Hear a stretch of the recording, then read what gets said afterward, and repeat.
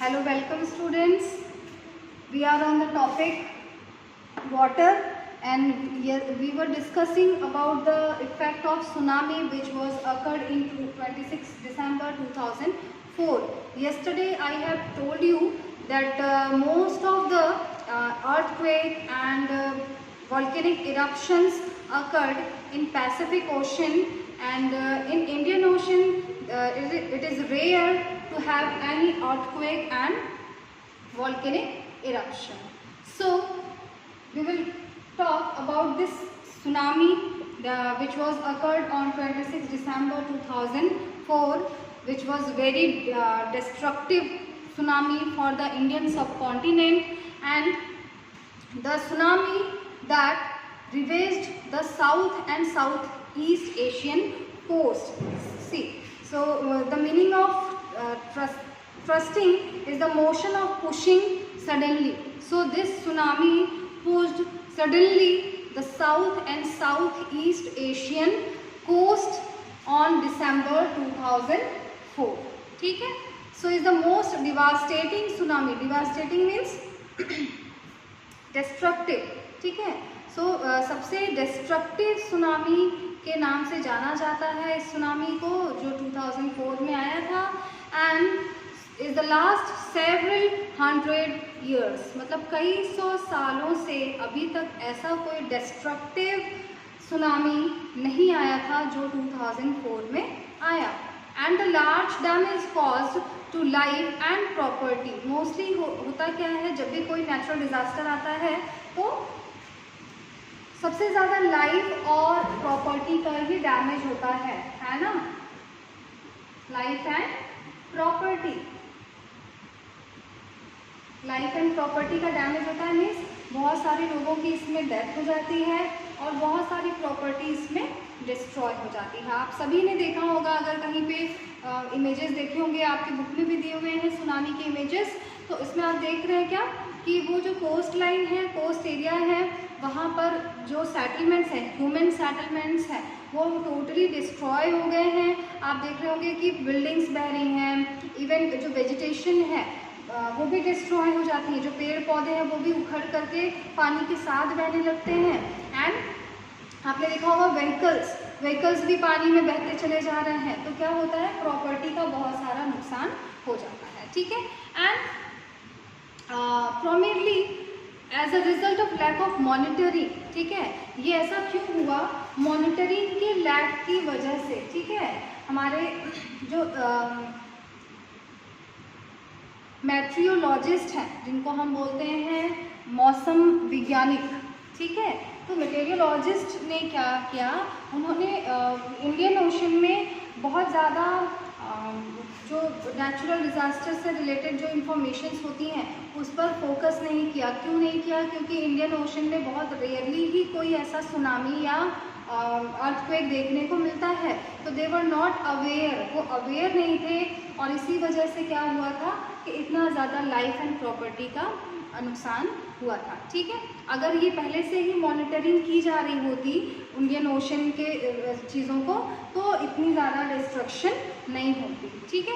So the early warning system and knowledge among the coast dwellers of Indian Ocean. ठीक है, जो हमारे जो मतलब मेटेरियोलॉजिस्ट हैं, अगर वो पहले से ही कोई अर्ली वार्निंग सिस्टम यहाँ पर जनरेट करके रखे होते और पहले से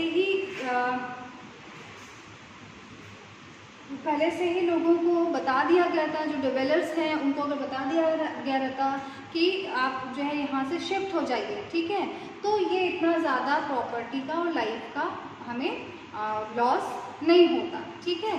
so students, dwellers means a person or animal live in the place mentioned. ठीक है, किसी पर्टिकुलर प्लेस पे अगर किसी एनिमल या ह्यूमन बीइंग को भेज दिया जा रहा है, दैट इज dwellers. ठीक है.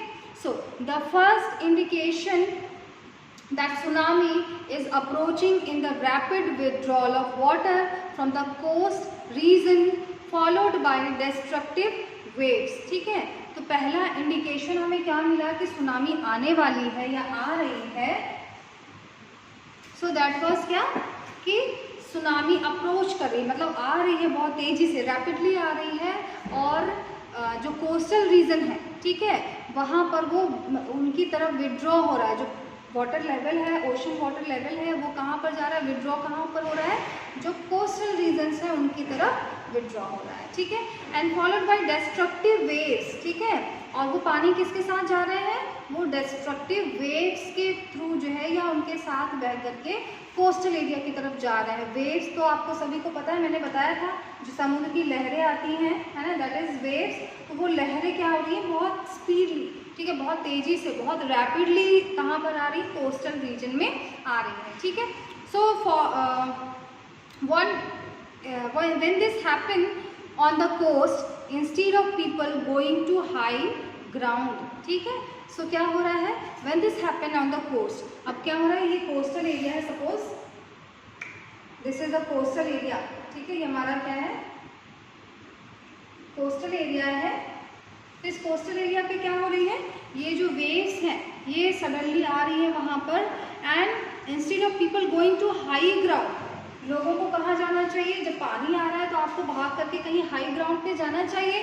तो पीपल क्या कर रहे थे, लोग क्या कर रहे थे कि उन्होंने इसको बहुत कैजुअली लिया, ठीक है, उनको लगा कि ये तो नॉर्मल है, कुछ बहुत इंटरेस्टिंग सा होने वाला है। लोगों को अक्सर बहुत अच्छा लगता है ना कुछ इंटरेस्टिंग चीज़ें देखना, तो वही कर रहे थे, उनको लग रहा था कुछ मिरेकल हो रहा है, कुछ जादू हो रहा है। सो उन्होंने क्या किया कि उन्होंने भागने के बजाय क्या किया, असेंबल हो गए, ठीक है, वो इस कोस्ट एरिया पर क्या हो गए, असेंबल होना शुरू कर दिया। लोगों ने इकट्ठा होकर क्या करना शुरू कर दिया, देखना शुरू कर दिया कि व्हाट इज गोइंग ऑन, है ना, what's the miracle is this. तो वो उन्होंने देखना शुरू कर दिया। As the consequence there was a large casualty of curious onlookers when the gigantic wave struck, ठीक है, और इसी की वजह से क्या हुआ था कि बहुत लार्ज क्वांटिटी में कैजुअलिटीज़ हुई थी, और वो कैजुअलिटीज़ किसकी थी, वो क्यूरियस ऑन लुकर्स की थी, मतलब वो जो क्यूरियसिटी से लोग देखने आ रहे थे कि व्हाट इज़ गोइंग ऑन, है ना, ये क्या हो रहा है। तो ऐसे लोगों की ही बहुत ज़्यादा यहाँ पर लाइफ लॉस हुई थी, ठीक है। So this was the effect of tsunami which was effect on 26 December 2004. Okay students,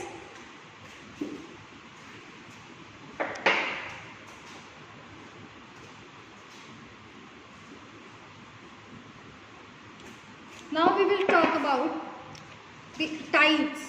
Have you ever this word? आपने कभी सुना है tides?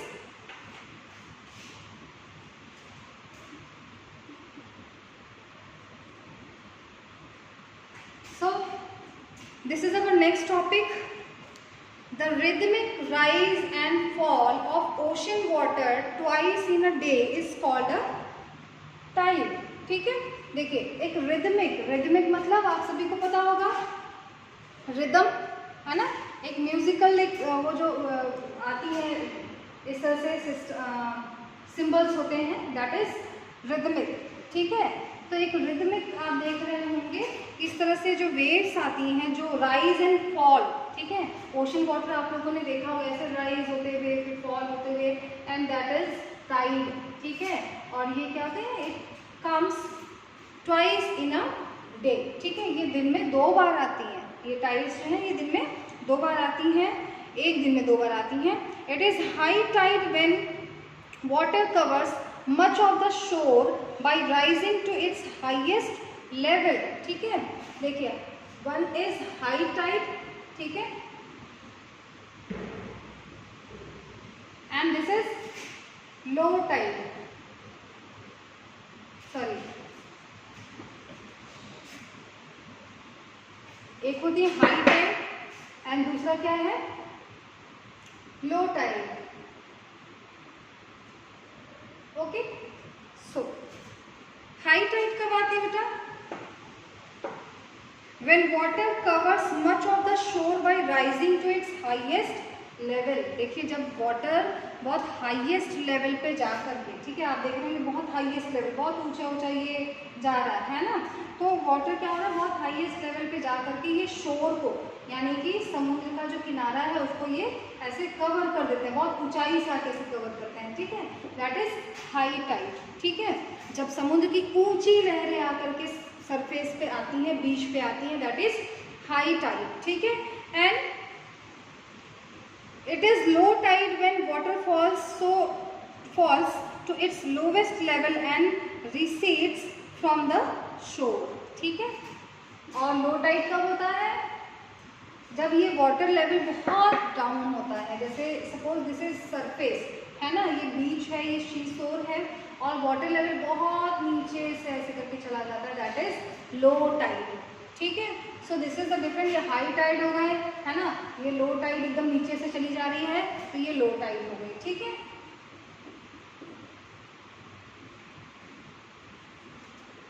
And recedes from the shore, ठीक है, मतलब मूव बैक हो जा रही है कहाँ से, समुद्र से, ठीक है, रिसीड्स मतलब मूव बैक, ठीक है। तो यहाँ पर क्या हो रहा है, ये हाई टाइड्स आ रही है जो कि बहुत हाई हाई आकर के ये सरफेस पे वैसे ही गिर जा रही है और वापस जा रही है धीरे धीरे, ठीक है।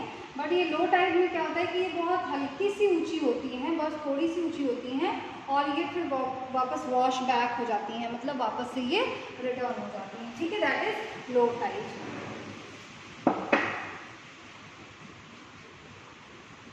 So the strong gravitational pull as exerted by sun and the moon on the earth surface causes the tides.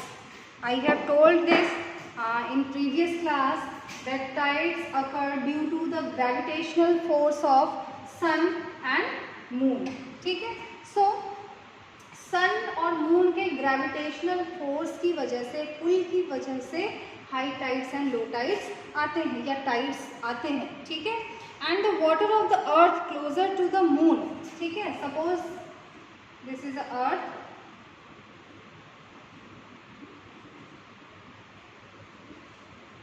ठीक है।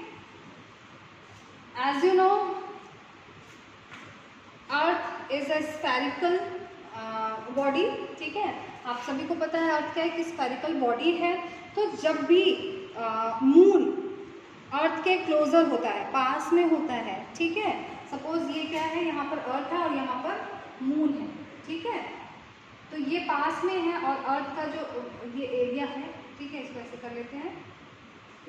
तो अर्थ का जो सरफेस अगर मून के पास में है तो फिर क्या होगा, मून के ग्रेविटेशनल पुल की वजह से, मून के ग्रेविटेशनल फोर्स की वजह से क्या होगा, हाई टाइड्स आती हैं, ठीक है, इनकी वजह से, मून के ग्रेविटेशनल फोर्स की वजह से क्या होगा, हाई टाइड्स आएंगी, ठीक है। During the full moon and the new moon days, the sun, the moon and the earth are in the same line and the tides are highest, ठीक है। अभी आपने देखा क्या है कि जब मून अर्थ के क्लोजर होता है तो हाई टाइड्स आती हैं, लेकिन यही हाई टाइड्स जो है और भी ज़्यादा हाईएस्ट हो जाती हैं जब सन, मून एंड अर्थ एक दूसरे के बिल्कुल एक लीनियर हो, ठीक है, मतलब एक बिल्कुल सीधे हो, तो फिर क्या होता है कि हाईएस्ट टाइड्स होती हैं अर्थ पर। These tides are called spring tides, ठीक है, ये जो टाइड्स होती हैं जिसमें अर्थ, मून एंड सन सब एक ही लाइन में है, ठीक है, तो that is spring tide, okay. And but when the moon is in its first and last quarter, ठीक है, अगर मून इसके फर्स्ट या लास्ट क्वार्टर में है तो फिर कौन सी टाइड्स आएंगी, the ocean water gets draw in diagonally opposite direction by the gravitational pull of the sun and moon resulting low tide, ठीक है। तो होता क्या है, आप देखिए, सपोज ये मून, अभी हमने स्प्रिंग टाइड तो पढ़ लिया, ठीक है, स्प्रिंग टाइड कब आती है, जब अर्थ, मून एंड सन तीनों एक ही डायरेक्शन में होते हैं, एक ही लाइन में होते हैं, तो स्प्रिंग टाइड्स आती है, मतलब हाईएस्ट टाइड्स यहाँ पर बनती हैं, ठीक है। बट अगर मून अर्थ के यहाँ पर है, ठीक है, अगर मून कहाँ पर है, अर्थ के या तो ऊपर है, ठीक है, या फिर बिल्कुल अपोजिट में है, ठीक है, यहाँ पर है मून, तो क्या होता है, तब क्या हो रहा है, ग्रेविटेशनल फोर्स डिवाइड हो जा रहा है, ठीक है, इधर से सन की ग्रेविटेशनल फोर्स आ रही है, इधर से मून की ग्रेविटेशनल फोर्स आ रही है, तो इसकी वजह से क्या होता है कि लो टाइड्स आती हैं, ठीक है। अगर मून यहाँ पर है तो लो टाइड्स, यहाँ पर है तो लो टाइड्स, ठीक है, बिकॉज यहाँ से मून की ग्रेविटेशनल फोर्स भी काम कर रही है और यहाँ पे सन की ग्रेविटेशनल फोर्स भी काम कर रही है, इसकी वजह से लो टाइड्स हो जाएंगे, ठीक है। और इसी तरह से अगर सन यहाँ पर है, अर्थ बीच में सेंटर में है एंड मून इज हियर, तो क्या होगा, यहाँ से भी लो टाइड्स होंगी, बिकॉज मून की ग्रेविटेशनल फोर्स यहाँ से इसको खींच रही है, ठीक है, और यहाँ से सन की ग्रेविटेशनल फोर्स खींच रही है, जिसकी वजह से क्या हो जाता है, लो टाइड्स आती हैं, ठीक है। So these tides are called neap tide, ठीक है। एक तो हो जाते हैं आपके हाई टाइड, ठीक है, और second is neap tide, okay. So these are the two tides, okay. Let's see, high tides help in navigation, ठीक है, जब भी हाई टाइड्स आती हैं तो these tides helps in navigation. Navigation is an act of practising of navigation, ठीक है। Navigation means navigation करना, ठीक है, नौका आपने सुना होगा ना, नाव चलाना, ठीक है, तो नाव चलाने के लिए क्या बोलते हैं हम लोग, नेविगेशन करने के लिए, ठीक है। तो ये जो टाइड्स होती हैं, मोस्टली जो हाई टाइड्स होती हैं, ये नेविगेशन में हेल्प करती हैं। They raise the water level close to the shore. अक्सर आपने, अभी मैंने आपको बताया कि हाई टाइड्स कहाँ पर आती है, शोर पे आती हैं, ठीक है। तो ये जो नेविगेटर्स होते हैं, जो शिप से ट्रैवल करते हैं, सेलर्स जो होते हैं, सेलर्स को बहुत हेल्प करती हैं उनके शिप्स को, ठीक है, उनके शिप्स को कहाँ पर लाने में, सी शोर तक, ठीक है, शिप्स को कहाँ पहुँचा देती है जल्दी से, ये शोर तक, यानी कि किनारों तक इजीली और जल्दी पहुँचा देती हैं। So this help the ship to arrive at the harbour more easily, ठीक है, बहुत इजीली क्या करती है ये टाइड्स, शोर तक शिप्स को पहुँचा देती हैं। The high tides also help in fishing, ठीक है, ये जो हाई टाइड्स होती हैं वो फिशिंग के लिए भी बहुत अच्छी होती हैं।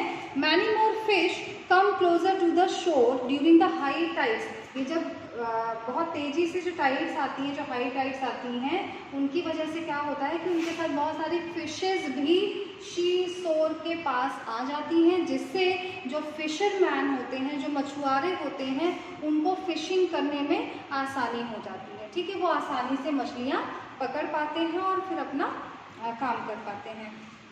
So this enable fisherman to get plentiful catch, ठीक है, इससे क्या होता है कि उनको अच्छी खासी क्वांटिटी में फिशेस अवेलेबल हो जाती हैं, उनको ज़्यादा आगे नहीं जाना पड़ता है। And the rise and fall of water due to tide is being used to generate electricity some places. एंड ये जो टाइड्स होती हैं, जो हाई राइज होती हैं, वेव्स जो आती हैं, टाइड्स जो आती हैं, इनकी वजह से क्या होता है कि कुछ प्लेसेस पर इसी के थ्रू हाइड्रो इलेक्ट्रिसिटी भी जनरेट की जाती है। इलेक्ट्रिसिटी जनरेट करने में भी ये टाइड्स हेल्प करते हैं, okay. So our next topic is ocean currents. Ocean currents,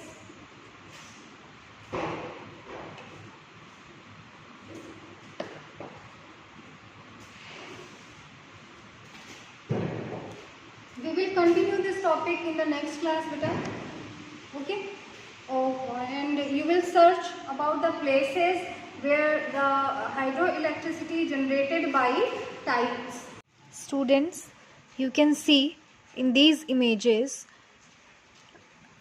in 2004 tsunami, you can see the waves occurred by tsunami or earthquake, and the loss you can see here. which was happened in the coastal areas of India. And here the few images are given of tides also. You can see the tides in these pictures. Thank you, students.